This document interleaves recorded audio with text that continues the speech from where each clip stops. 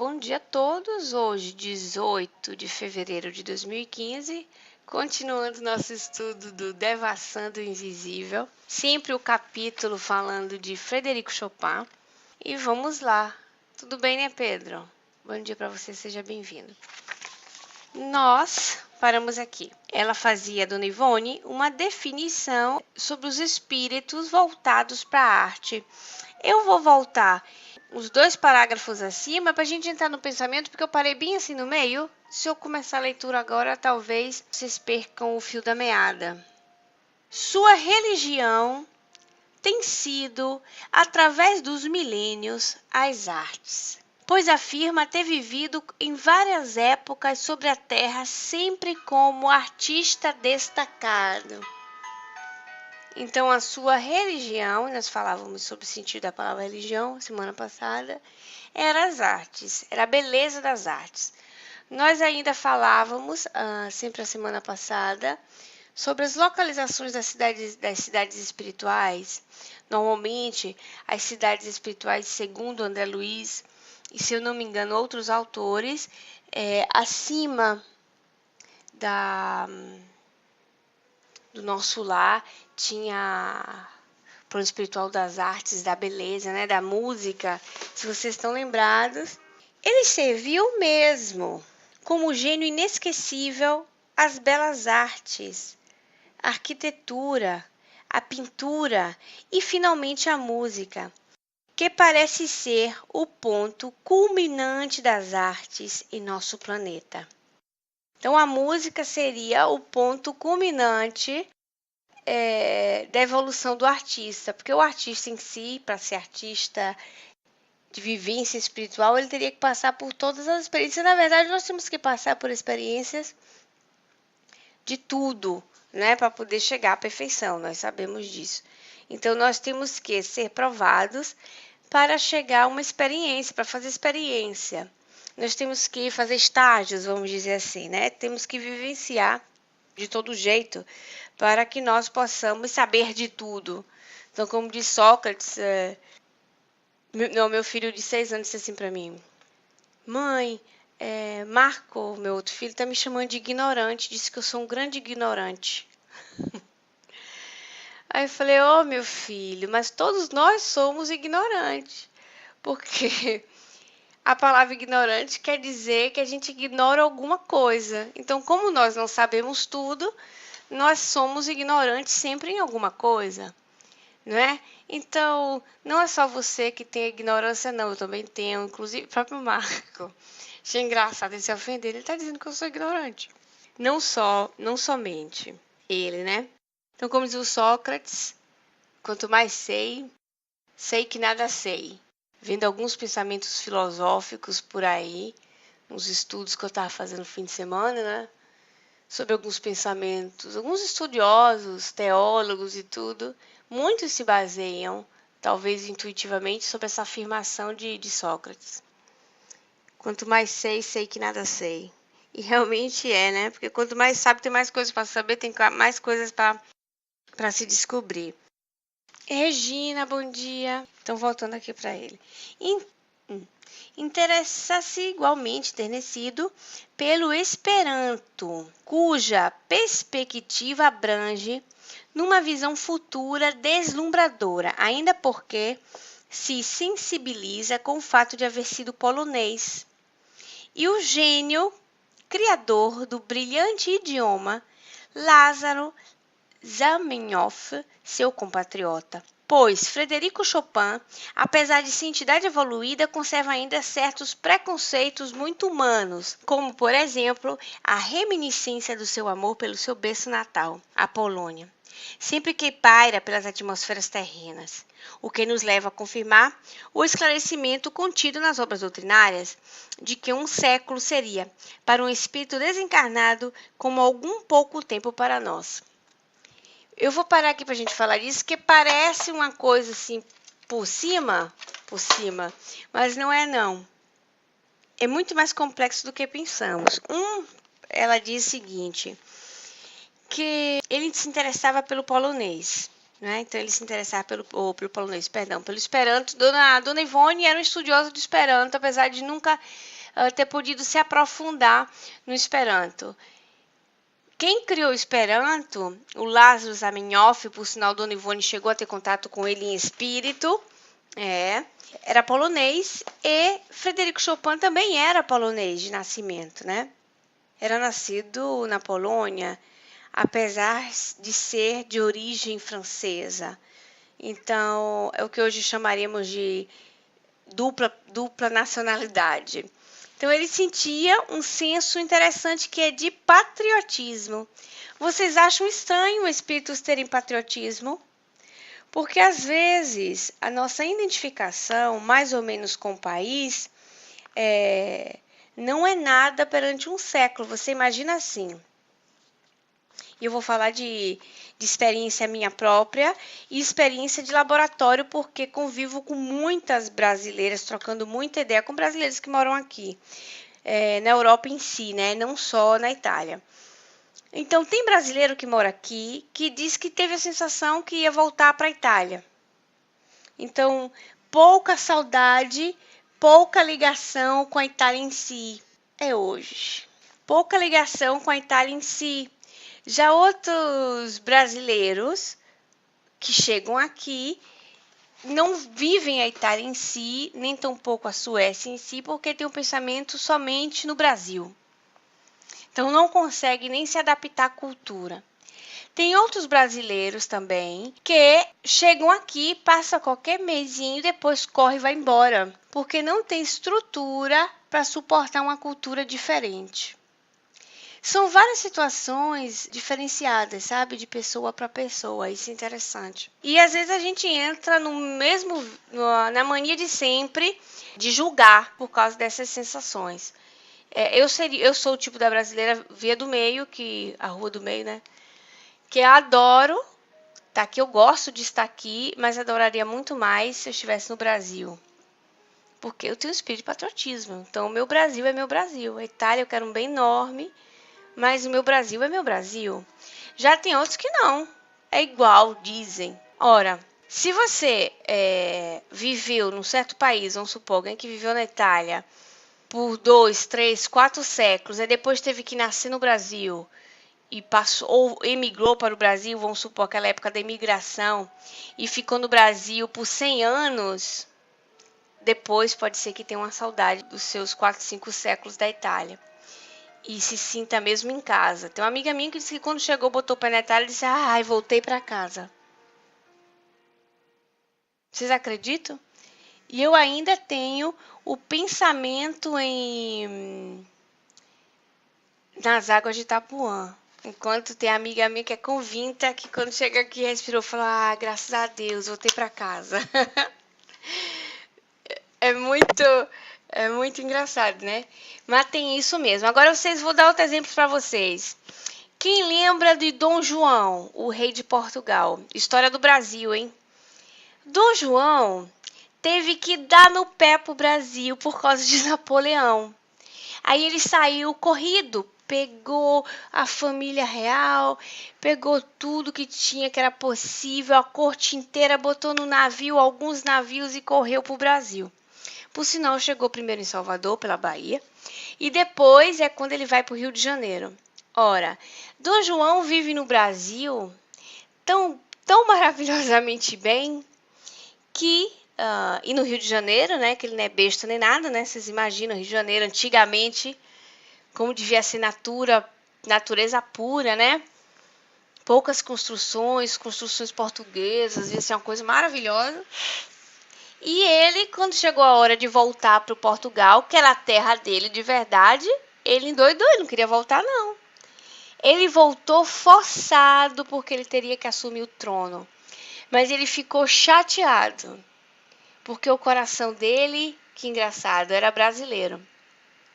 Agora vamos deduzir assim.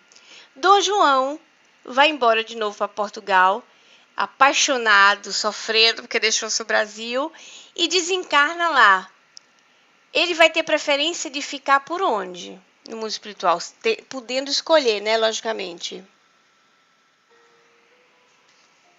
Pro Brasil, né? Porque não é por simpatia, nós nos atraímos por simpatia.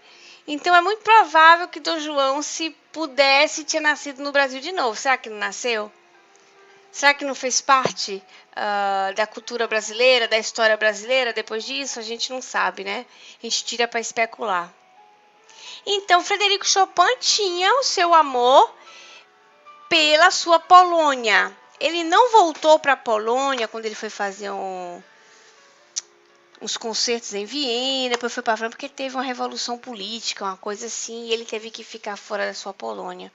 E ele morria de paixão pela Polônia. Então ele sentiu uma saudade muito grande da Polônia, tanto que ele escreveu músicas lindas com estilo polonês. Ele fez toda a sua escola pela Polônia. Então ela fala aqui, por isso que eu disse que não é uma coisa muito estranha de compreender isso. Vocês imaginam que tinha 100 anos, 100 e poucos anos, ele morreu em Gente, ele morreu em 1849. Esse livro foi escrito no 63. Tinha 120 anos, mais ou menos, nem isso, 115 anos. Na média, né? Mais de 100 anos alguma coisa. Não ia se mudar de um dia para o outro, né?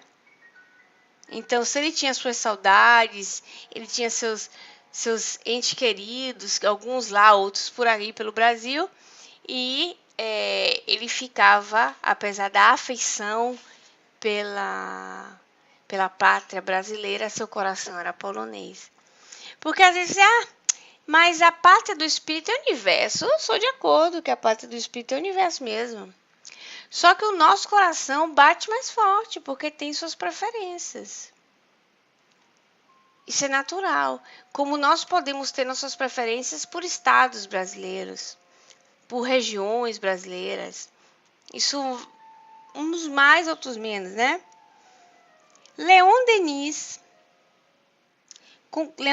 considerado apóstolo do espiritismo, é tão patriota como espírito como o foi em vida terrena. E o nosso Bezerra de Menezes revela visivelmente a sua predileção pelas coisas do Brasil, sempre que possível. Leon Denis foi um grande patriota francês, defendeu a sua França, tinha ligações espirituais com Joana d'Arc, não é? Tanto que ele escreveu sobre ela, com Joana d'Arc, o espírito de Joana d'Arc, escrevia a favor da política francesa, estava sempre ali pelo meio da política francesa. E Dr. Bezerra de Menezes, se eu não me engano, ele desencarna em 1900. Em 1900 desencarna Dr. Bezerra de Menezes e Dona Ivone depois nasceu em 1906, 6 anos depois.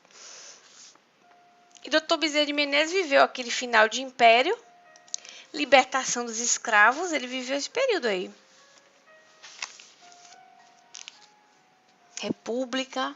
Então, patriota ele tinha, né? E ele faz até compreender a gente a sua preferência assim, do seu coração pela América Latina em si. Você vê que ele investe o seu tempo na divulgação do espiritismo nas línguas neolatinas, as línguas de descendência latina, né? O espiritismo ele trabalha intensamente na divulgação do espiritismo. No entanto, seria supor que artistas geniais, só pelo fato de o serem, se santificassem ou se tornassem espiritualmente superiores após o decesso do corpo.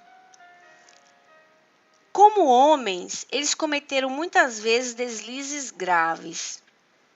Rastejaram pelas camadas inferiores da moral, o que os fez sofrer no espaço períodos críticos, humilhações e vexames, de que estariam isentos, se, a par do ideal superior que abraçaram como veros artistas, cultivassem também sólidas crença em Deus, respeito por suas leis e moral elevada.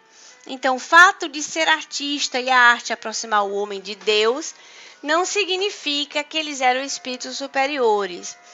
Quando se faz referência a espíritos superiores, em várias citações de outros autores espíritas, em estudos espíritas, era interessante a gente tirar uma dúvida sobre a classificação deles.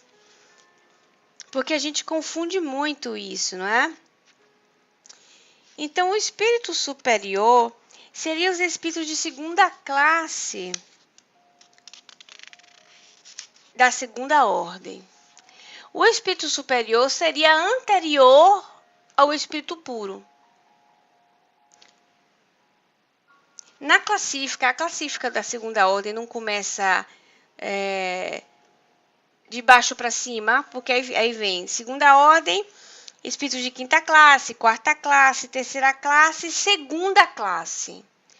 Os espíritos de segunda classe, depois viriam os de primeira ordem, que seriam os espíritos puros. Certo? Então, espíritos superiores. Os espíritos de segunda ordem, antes da segunda classe, você vai ter o terceira classe, que é os espíritos de sabedoria.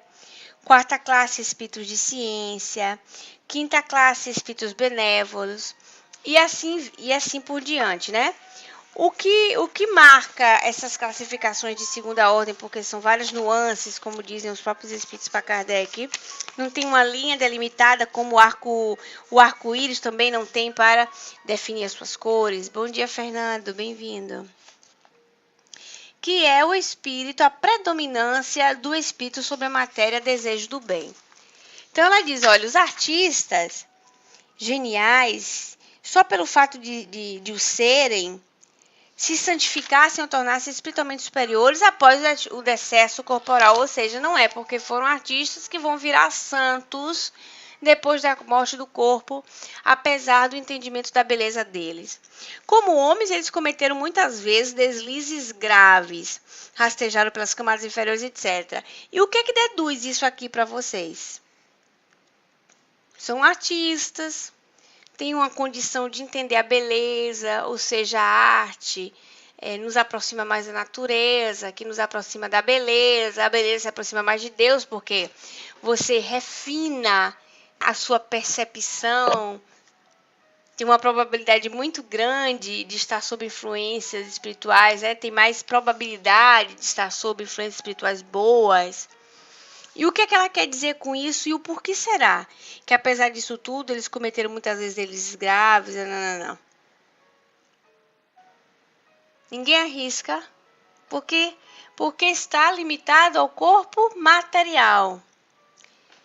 Quando nós encarnamos, nós entramos em contato com o corpo material e nós nos limitamos em relação às nossas faculdades espirituais. Bom dia, Carla. Tanto é assim que o espírito ele vê por si só, por tudo, ele não vê limitadamente. Mas no corpo material você só consegue ver se você tiver a visão. O espírito não ouve somente pelos ouvidos, como nós, eles ouvem por um todo. Eles têm todas as faculdades desenvolvidas. Quando nós estamos encarnados, nós somos limitados. Isso é de profunda reflexão, porque mesmo os artistas, os grandes pensadores, que muitas vezes aceitam propostas reencarnatórias, mas falharam. E podem se falhar algumas missões, pode-se receber missão para se falhar, o que é que vocês acham? Um propósito de vida, porque às vezes a gente acha que missão é só questão de coletivo grande, né? Pode, né? Porque se você não é um espírito superior, lembra lá que eu acabei de falar, espírito superior? Você pode falir. As grandes missões, segundo os espíritos, no livro dos espíritos, não se dão a espíritos que possam falhar. Só os espíritos superiores. Ora, são espíritos que só reencarnam para grandes missões. Diz próprio lá no livro dos espíritos. Então, esses aqui, tendo muito menos contato com a matéria, ou seja, o seu espírito está tão crescido, tão evoluído, que ele não vai ficar sob o jugo da matéria e ele vai conseguir se elevar mais. Então, conseguindo se elevar mais, em consequência, o corpo não limita tanto, mas isso faz parte da própria evolução, né? Isso assim é normal. Bom dia, Léo, bem-vindo. Então, a limitação tá lidar com a encarnação. Quando nós encarnamos, nós temos que lidar com uma sociedade, nós temos que lidar com as paixões, nós temos que lidar com as más paixões. Porque os espíritos, por mais que sejam bons, eles vão lidar com as más paixões. Só que a diferença do espírito de segunda ordem, quando ele lida com as más paixões, o livro dos espíritos diz assim, que se os espíritos levam consigo as paixões, né, ao desencarnar. E respondem para Kardec, os espíritos bons, as más paixões, aí as deixam. E levam consigo as boas. Então, existe paixão boa, não é verdade? Então, as más paixões aí as deixam. Ora, se eram espíritos bons, é porque eles também estavam à disposição. Disposição não, eles estavam sob julgo. Como é que eu poderia dizer? Estavam também sentindo umas paixões, estavam lidando com elas. Se aí eles assim, se assim não fosse, eles seriam de terceira ordem. Seriam espíritos inferiores. Porque os espíritos inferiores levam consigo, depois da desencarnação, também as más paixões. Isso é interessante a gente analisar, porque muitas vezes, ligados aos nossos próprios traumas reencarnatórios, aos nossos comportamentos de exacerbação dos sentidos, nós julgamos pecado e errado, muitas vezes, aquilo que não é. Porque a paixão passa a ser negativa quando você abusa dela. As paixões, às vezes, são boas porque é necessário, muitas vezes, para empurrar o homem para a sua própria melhora. Isso é uma coisa, assim, muito individual, de cada um avaliar entre si, né? Cada um consigo. Então, ela continua aqui. Basta retrocedermos ao passado, examinando a vida de sofrimentos e provações que a maioria dos artistas geniais houve de enfrentar neste mundo, para aquilatarmos do grau de seus deslizes anteriores. Muito embora fossem gênios consagrados à arte, desde períodos milenares, talvez através das reencarnações. Referindo-se a artistas geniais, assim se expressa Leon Denis no capítulo 26 da sua obra No Invisível. E ela vai fazer aqui uma citação do Leon Denis sobre os artistas. São homens, sim, em tudo que tem de terrestre, por suas fraquezas e paixões. Padecem todas as misérias da carne, as doenças, as necessidades, os desejos materiais, olha só.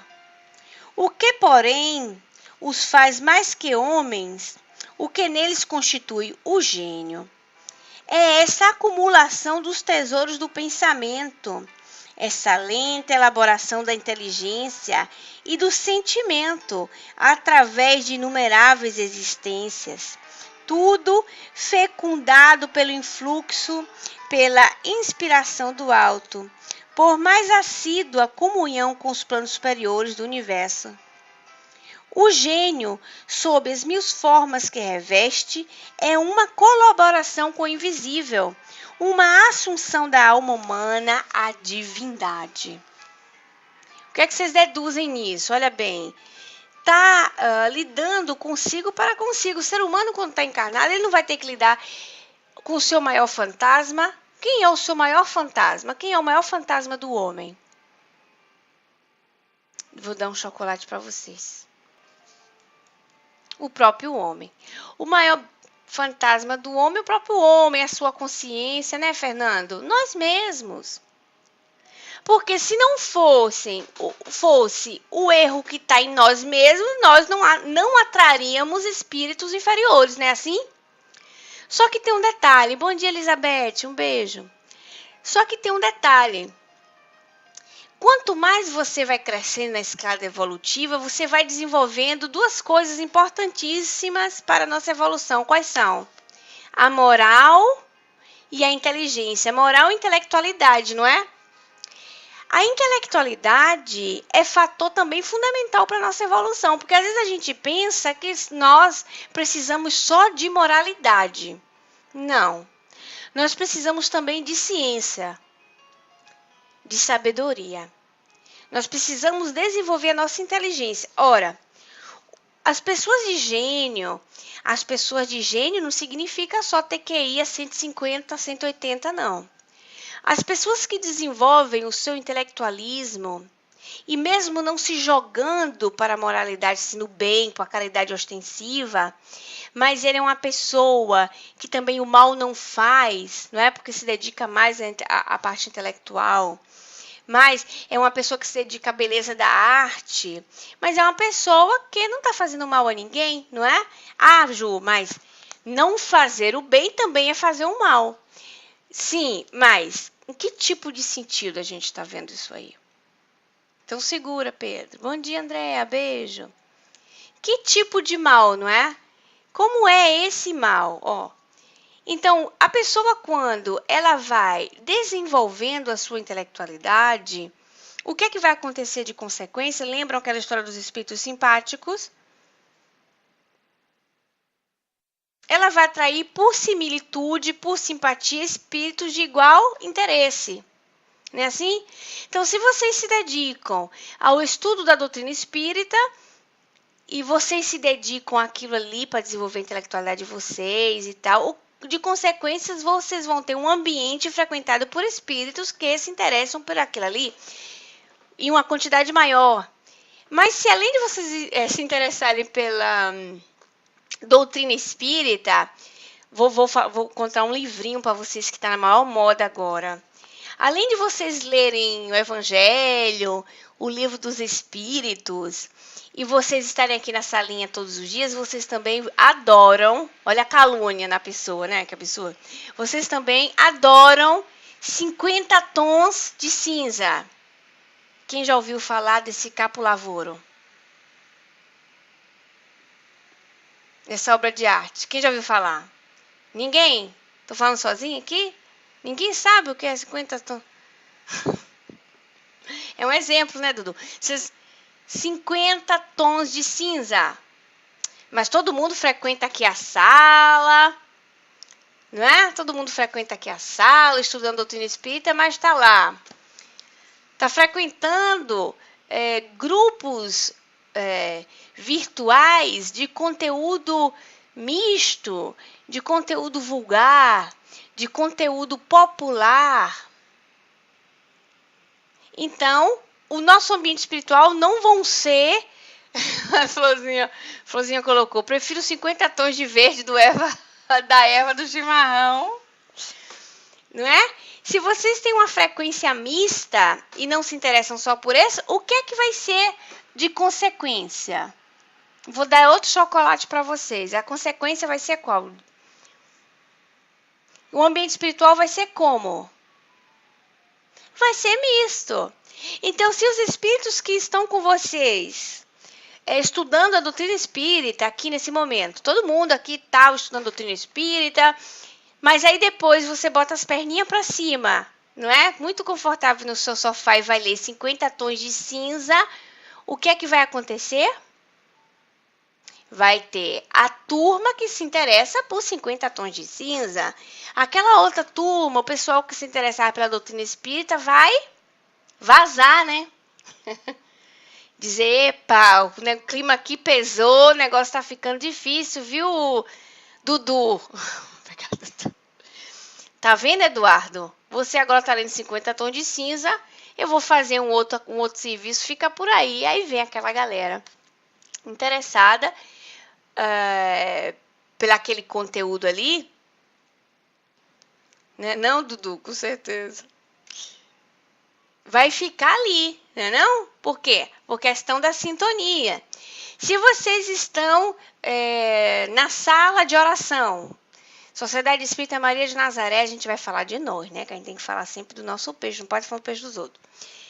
E você tá lá na prece, leitura, vibração e tal, que lindo, e você se sente elevado, suas companhias espirituais são ótimas. Mas aí de noite, antes de dormir, você tá na sala até 8 horas da noite. Antes de dormir, você vai assistir Criminal Size. É cadáver aqui todo espedaçado, o cérebro saindo pelo olho, o cara cortando os pedaços, dizendo como é que foi o assassinato, vários tons de crime. Como é que você vai terminar a sua noite? Adiantou a salinha de prece? Adiantou a salinha de prece? Não adiantou a salinha de prece. A turma da prece vai ficar do lado de fora da porta e vai ficar, puxa vida, eu tava até querendo levar a Zaninha comigo para dar uns passeios, mas Zaninha agora ficou com essa turma aí da polícia investigando. Aí fica difícil, Zaninha, deixa para amanhã, amanhã a gente tenta de novo. Lógico que eu tô brincando com vocês, né?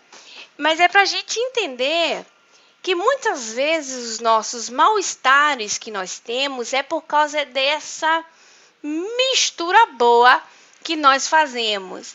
Ah, Ju, mas um ser humano pode viver só para a doutrina espírita? Eu não sei, o que é que vocês acham? O que é que vocês acham? Não sei, né? É questão de gosto, o que é que vocês acham? Que tipo de amizade vocês querem cultivar? Que sintonia? Qual é o problema? Não é uma filosofia de vida? O que é uma filosofia? A gente já tentou entender o que significa filosofia? Vocês lembram dos punks? Da galera do punk, aquela galera que se vestia toda de preto, toda tatuagem, tinha aquele cabelo assim. Eles botavam tipo de um gel que ficava com aquele cabelo altão. Hoje em dia tem vários tipos de grupos. Aquilo é que você poderia chamar disso, né? Escolha de vida social. É questão de ótica, né? Questão de vida mesmo, como diz Dudu, depende de cada um. Então, quanto mais vivemos desenvolvendo a nossa vontade de intelectualizar-nos para o bem, logicamente, com conteúdo bom, não tudo, mas eu tenho que ler de tudo, que eu tenho que saber de tudo. Não, você tem até que fazer as pesquisas, estudar muita coisa, mas de tudo não. Porque o que não serve pode até deixar pro lixo, né? Lá nas zonas umbralinas também tem bibliotecas. Bibliotecas com livros dos mais nojentos possíveis. Então, é uma questão de saber escolher quais vão ser as nossas companhias espirituais. A Zaninha colocou ali para nós: somos responsáveis pelos nossos pensamentos. Por isso, quando desencarnar, já pedi para colocar no meu caixão o evangelho. Você fez esse pedido? Por segurança, né, Zaninha? Diz que malandro é o gato. Ah, meu Deus, isso mesmo. Então, diz Denise, né? Então, são homens, sim. Então, ligados às suas fraquezas, paixões. Zaninha diz pra gente: se eu for fazer um estágio no umbral, já vou ajudando. Ah, é, né, Vaninho? Você já materializa seu livro lá. Se você pensar direito, tem sentido, né? Como normalmente você tem suas coisas contigo, aí já vai lendo seu livrinho lá, fazendo sua parte, tá certo? Esse Dudu tem arte, viu? Então, a elaboração da inteligência do sentimento através de inumeráveis existências, tudo fecundado pelo influxo, pela inspiração do alto, por uma assídua comunhão com os planos superiores do universo. Então, nós vamos ter uma comunhão assídua com os planos superiores do universo por causa da divisão de interesse. Então, não é tão ruim ter uma sociedade espiritual familiar, no trabalho, no hall de amizades, muito mais bem frequentada. Não é? Não é sabedoria? Nossa, não é melhor? Porque nós vamos ter mais tempo de contato. Lembra que o nosso horário é misto durante o dia? Então, mais nós cultuamos o tempo de preparo, nós vamos estar em melhores companhias. Nós vamos desenvolvendo sentimentos, logicamente. E aí, através desse desenvolver esses sentimentos, como diz a Zani, e a aplicação desse conhecimento, né? E vamos agir exatamente por sabedoria. E ela continua aqui: por isso mesmo, muitos deles retornaram a reencarnações obscuras na própria Terra. após curto estágio no além. Assim acontecendo ao próprio Chopin, considerado suicida inconsciente na espiritualidade, o qual se submeteu a uma nova existência curta, humilde e apagada, mas triunfante e meritória para si próprio. Ela diz aqui que ele reencarnou ofuscado, ou seja, tendo uma encarnação humilde. E ela faz uma afirmação que ele foi um suicida inconsciente. Eu estou pelejando para entender em que sentido inconsciente. Porque assim, o Frederico Chopin desencarna de tuberculose. E eu fiquei pensando porque se pelo desgaste dele, na verdade, porque ele passava 10, 15 horas criando músicas e gastando, desgastando o corpo, ou através de paixões, ele era muito sofrido assim pela Polônia. E eu fiquei encabulada tentando entender. Talvez não se alimentasse direito. Diz que sempre foi um menino meio adoentado, meio pálido, e quase não comia. Você vê que coisa, né? Os excessos e a falta também. Quem sabe que tipo de coisa assim mais específica. Mas ele teve uma reencarnação curta, humilde e apagada, depois de ter sido Chopin. O corpo físico precisa de descanso. Tá certo, Fernando? Eu penso que um pouco de tudo, né? Por isso, bom dia, Elcio. Beijo. Por isso que existe a definição assim de completista. Vocês lembram disso? Dessa definição de completista? Aqueles que conseguem viver até o fim da reencarnação. Tinha que viver 90 anos, vive os 90 anos em 1 hora perfeitamente. E outros não, né? Então ele vem com essa reencarnação assim, curta e apagada. Me lembro também de alguns estudiosos que falam das reencarnações de Emmanuel. Ele também teve uma reencarnação assim muito apagadinha, mesmo no Brasil, antes dele virar mentor do Chico, no caso, né? Foi um padre assim, pouco conhecido, numa paróquiazinha dessa bem simples. E aí, quando ele desencarna, quando ele desencarna foi que ele foi ser mentor do Chico, nasce o Chico, e ele já está lá predisposto. Sempre trabalhando eles estão, hein, gente? Mas eu digo assim, em relação à história do mundo, como marcou em várias partes, né? Então, nós tivemos as nossas encarnações, que talvez nossos nomes estão na história, e nós tivemos tantas outras, também simples, que ninguém nem notou a nossa presença. Jeito de dizer, né? Depois da glória imortal com quem se presenteou no mundo, aí ele reencarnou nessa condição apagada e meritória. No momento, porém, podemos afirmar convincentemente, graças a um convívio assíduo e fecundo com beneméritos amigos invisíveis, que os nobres artistas do passado, exceção feita de alguns poucos, se encontram reunidos na parte espiritual, onde progridem e se habilitam para uma ocasião oportuna, voltariam em falanges brilhantes, né? A fim de viverem nas sociedades terrenas, servindo a arte, a qual então alcançará um inconcebível fastígio como ao amor, a quem não serviram ainda, pois eles próprios têm feito tais confissões sempre que lhes é permitido confabular com os médiuns. Então, eles viveram para a arte, para a beleza da arte, e depois vão ter que viver para a beleza do amor. E quando reencarnarem novamente no nosso meio, aqui ligado à arte, nós vamos ver mentes novas saindo, né? Eles vão se dedicar mais ao próprio próximo, lidar com o próximo diretamente, no caso, né? Mais pele a pele. Confessam outros sim o grande desgosto que os acompanha quando reconhecem que no estado de encarnação, arrebatados pela arte, esqueceram os caminhos luminosos conducentes à redenção espiritual. O que nos leva à conclusão de que a arte por si só não redime ou santifica o artista.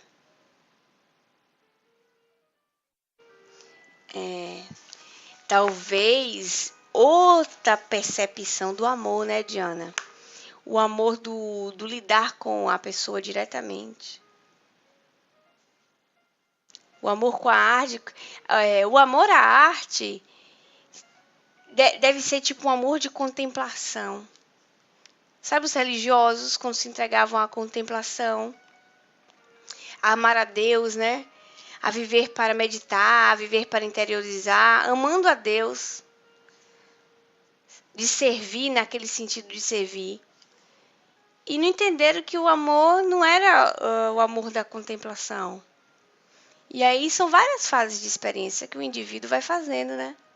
Na vivência com a espiritualidade. Viver para a arte, por exemplo, esses artistas, eles lidavam muito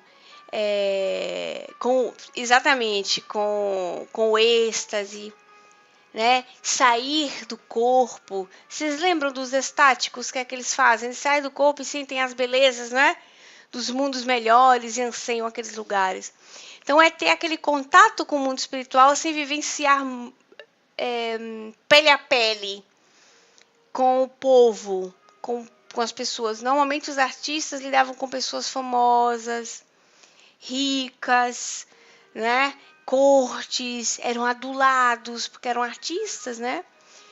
E eles não vivenciavam essa coisa de lidar diretamente com os necessitados, vamos dizer assim, que se desenvolve um outro tipo de amor. Por exemplo, o desenvolvimento do amor materno, feminino, é um outro entendimento de amor. É um amor mais amplo. Tanto é assim que mesmo os espíritos de ciência, eles se arrendem à doçura da mulher. Então, o André Luiz conta em um dos seus livros que eles estão dando ali assistência a um doente no hospital, dando assistência a um doente obsediado. Eles estão fazendo o papel deles de ver aquele indivíduo como seu irmão perante Deus, mas eles precisavam, era uma simbiose obsessiva tão enlouquecedora, que eles precisavam de uma figura feminina conhecida a eles, que poderia conversar com aqueles espíritos com um amor como amor de mãe. Que eu tô querendo tentar o nome do espírito. Esse nome desse espírito se repetiu em outras obras. Narcisa. Não é Narcisa. Narcisa é outro. Narcisa é amiga do André Luiz. Gente, eu tô com o nome da senhora na ponta da língua. E não lembro, é capaz da Diana me ajudar. Você lembra, Diana? Você também tá? Que depois ela é novamente citada no livro Voltei. Pega o Frederico Figner e vai cuidar do Frederico Figner. Um espírito de alto teor, né? Um espírito feminino de alto teor, que quando eles precisavam desse amor mais profundo para poder compreender aquelas duas almas, não mais como um obsessor e um obsediado, não era veneranda, não. Não é nada, Cisa é amiga do André Luiz, lá das câmaras de regeneração. De qualquer jeito, vai. Não é Alcione, não. É no livro do André Luiz e depois o Frederico Figner fala dela no livro Voltei. Cita ela também, esse mesmo espírito. Que ela tem essa capacidade de amar, um amor materno, uma dor de mãe. O próprio codificador no livro A Gênese fala que é através da mulher, é através da mãe que Deus cuida das suas criaturas. É ela mesma. Ambrosina. Tem alguma coisa com Zina mesmo, mas não é Ambrosina. Acho que o final é assim. De qualquer jeito, o entendimento de amor diferente, né? Ele continua aqui, ó. Ele necessitará, além dela, do cultivo do amor a Deus e ao próximo, da excelência de uma fé inquebrantável nos princípios divinos.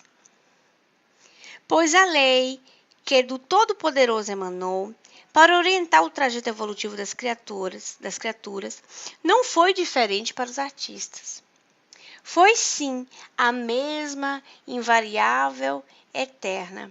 Amor a Deus sobre todas as coisas e ao próximo como a si mesmo. A Dona Ivone entende o que é isso, porque a Dona Ivone não foi mãe, mas a Dona Ivone ela lidava com esses espíritos superiores, ou com esses espíritos bons, também com espíritos mais nobres ainda, também lidava com espíritos sofredores, suicidas, não foi? E ela não tinha um afeto enorme por eles, que se comovia? Então, era treinado o amor dela. O amor dela estava em treinamento. Então, ela fala com carinho, como ela fala do Charles, do Frederico Chopin aqui, ela está falando dele.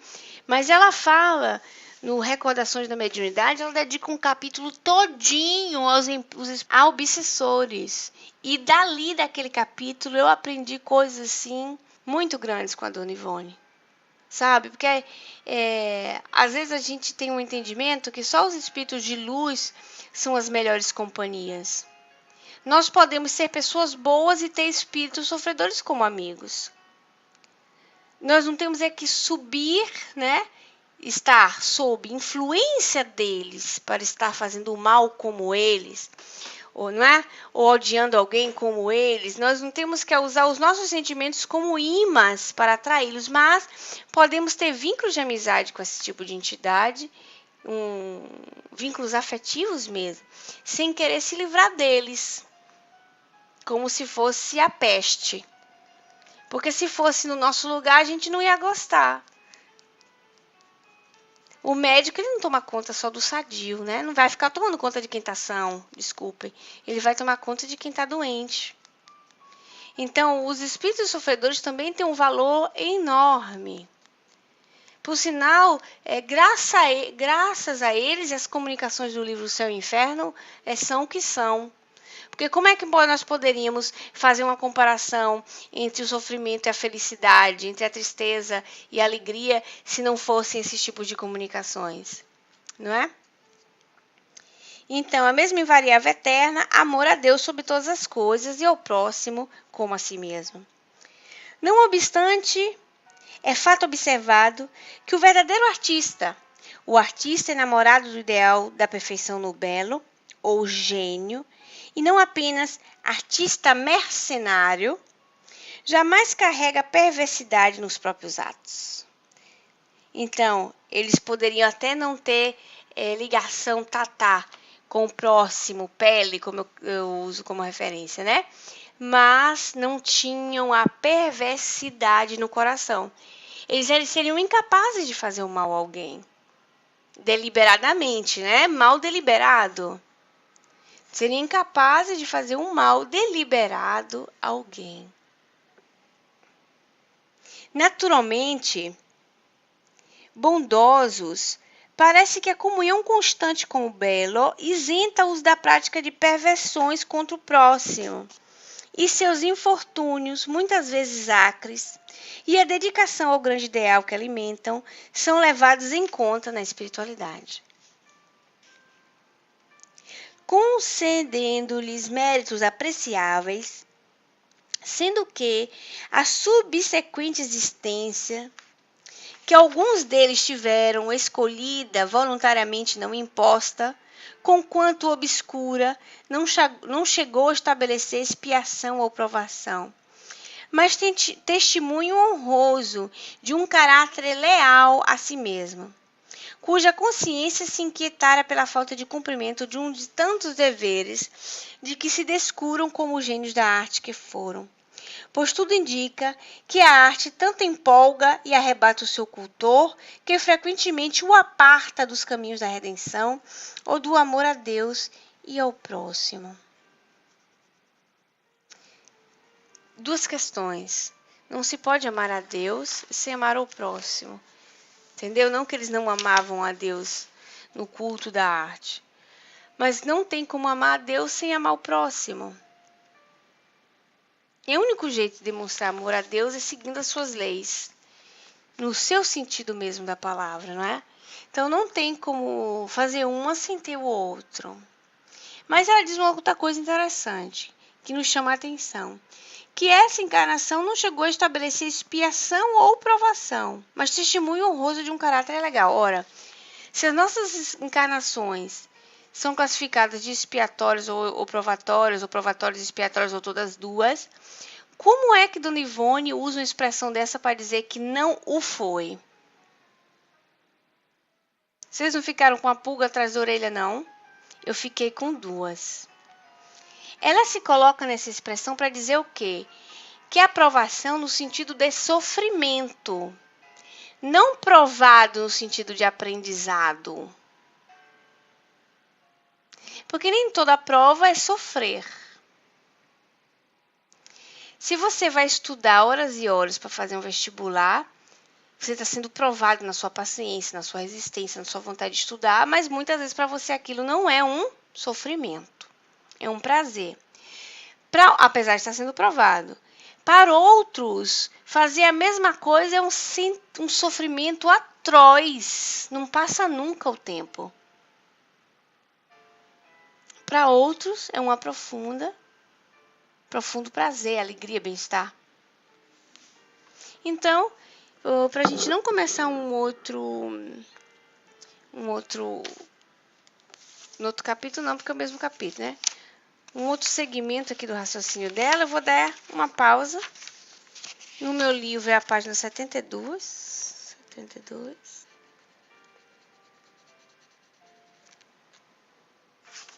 E aí nós temos muito do que falar. Esse capítulo de Frederico Chopin é enorme. Nossa, Dona Ivone é assim, amiga à pele dele, viu? Unha e carne do Frederico Chopin. Tá certo? Então vamos lá. Concluindo nosso trabalho de hoje. Hoje todo mundo assim, farreado. Então, convidando vocês para levar o pensamento. Para agradecer a Deus. A oportunidade de estarmos aqui. Obrigado, Pai querido. Obrigado aos amigos espirituais que nos assistem, mentores queridos dessa casa. Muito obrigado. Que a nossa quarta-feira seja de paz, de serenidade, iluminado. E que nós possamos refletir durante essa semana quais são as companhias que nós desejamos e queremos ter. Que nós cultivemos no nosso jardim íntimo, na nossa mente, as melhores flores. E que, como um bom jardineiro, possamos tirar aos poucos, todos os dias, as ervas daninhas que atrapalham o nosso desenvolvimento. Que o Espiritismo seja uma filosofia de vida, uma vivência diária, cotidiana, para a nossa melhora. Que nós possamos um dia, Senhor, deixarmos o nosso corpo físico, entregando-o a Deus, entregando-o à natureza, para retornar à verdadeira pátria, como estudantes que conseguiram, nem que seja arrastando passar de ano. Muito obrigado, Senhor. Que Deus nos abençoe, que assim seja. Graças a Deus.